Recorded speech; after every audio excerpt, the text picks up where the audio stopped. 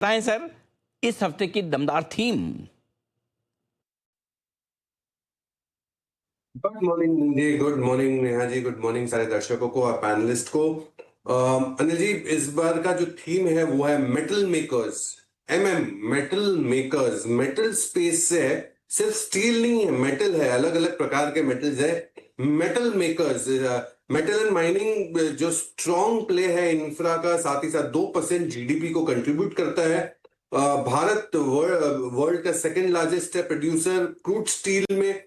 300 million ton capacity पहुंचने की योजना है compare to 175 million ton. Strong demand है रिन्यूएबल स्पेस से, इलेक्ट्रिक व्हीकल से। गवर्नमेंट का capex 12.2 lakh crore, strong volume growth है। 9 to 11% का सीएजीआर ग्रोथ आने वाले 3 सालों का है मेटल्स का। पीएलआई स्कीम तो ऑफ कोर्स स्ट्रॉन्ग स्ट्रेंथ देता ही है। स्पेशलिटी स्टील भी आने वाले 5 सालों के लिए बहुत बम्पर ग्रो कर सकता है। चाइना ने अपना प्रोडक्शन, मेटल्स का प्रोडक्शन कट किया है 8% वाईओवाई से। ग्लोबल सप्लाईज भी बढ़ाने के काम भारत करेगा क्योंकि सेकेंड लार्जेस्ट प्रोड्यूसर है। तो आज का जो थीम है वो है मेटल मेकर्स।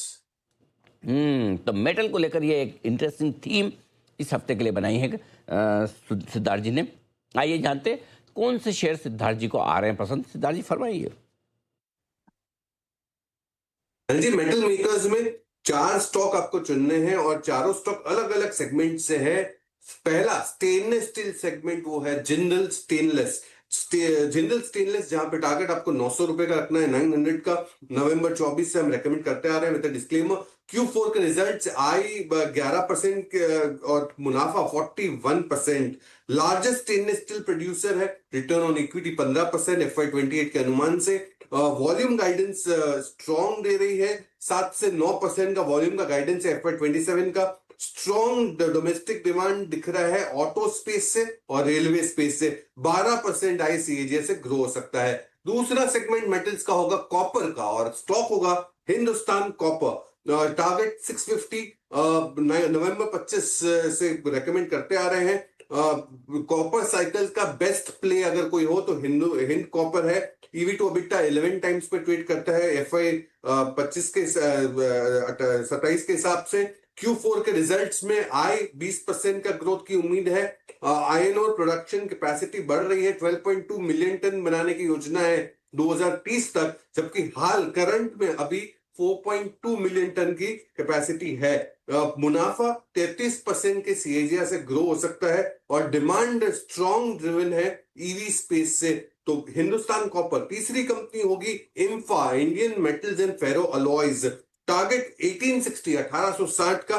सितंबर 25 से हम रेकमेंड करते आ रहे हैं। लार्जेस्ट प्रोड्यूसर है फेरोक्रोम का। ईवी टू अबिटा 5 टाइम्स पे ट्रेड कर रहा है FY28 के अनुमान से। Q4 की आई जो है वो 30% से ग्रोथ की उम्मीद है। अभी हाल में इन्होंने जो एक्विजिशन किया है टाटा फेरोक्रोम का, ये भी एक बहुत बड़ा टेलविंड साबित होगा कंपनी के लिए।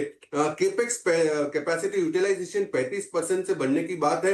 16% की आई सीएजीआर से ग्रो हो सकता है इंफा का। चौथी और अंतिम कंपनी है ग्राफाइट इंडिया। ग्राफाइट इंडिया जिसका टारगेट 794 का रखना है। अप्रैल 26 से हम रेकमेंड करते आ रहे हैं। ग्राफाइट इलेक्ट्रोड्स में है, कार्बन प्रोडक्ट्स में है ये ग्राफाइट इंडिया। फेरो अलॉयज में है ये कंपनी और 13 टाइम्स पे ट्रेड करता है FY28 के अनुमान से। ईवी बैटरीज का बहुत बड़ा पोटेंशियल ग्राफाइट इंडिया के लिए है। कैपेसिटी एक्सपेंशन भी है आने वाले टाइम में। ओवरऑल पर्सपेक्टिव से आई 16% के सीएजीआर से ग्रो हो सकती है ग्राफाइट इंडिया।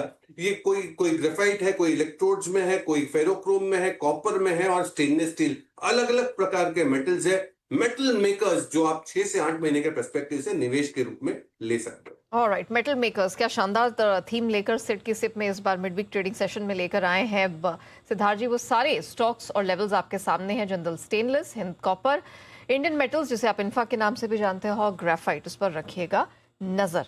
लेकिन नजर आपको रख